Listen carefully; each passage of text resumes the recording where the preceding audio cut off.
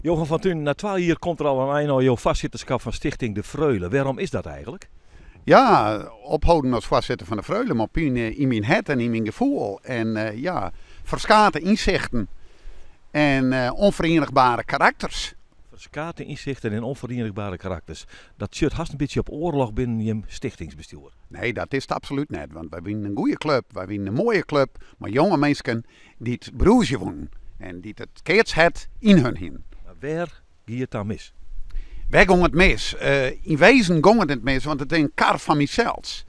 Wat ik zei, onverenigbare karakters en verschil van inzichten en dwaan en werkjen en hoe dan ik maar.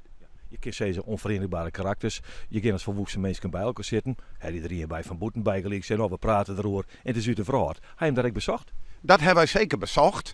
En ook in die gesprekken die wij dingen hebben, mooi een externe man erbij, persoon erbij, winnen toch wat irritaties. En toch ook weer verschillende inzichten dat ik toch heb nooit 2 keer een sessie te hebben, mooi zien en onder elkaar en met elkaar bepraten hebben, dat ik dacht, ik kies een kennelijke waai.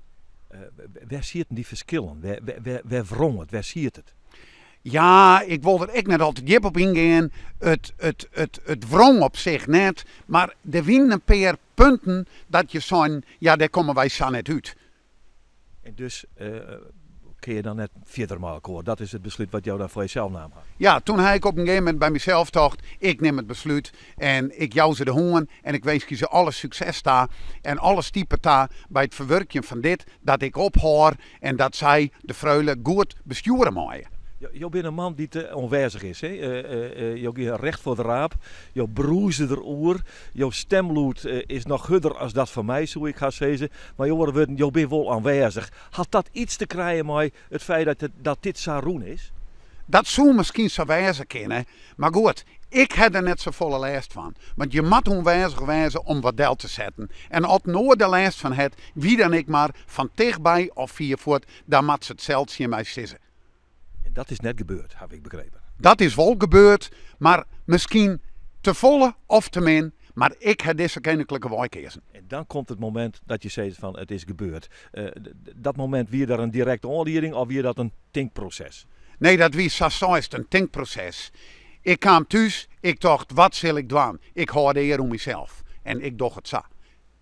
En dit is dus de koninklijke waai? Dit vind ik de koninklijke waai van mijzelf. Dit wie je net verwachten, want 2 jaar en wie krijgt los. De plan die een gerust, de ideeën broezen eruit.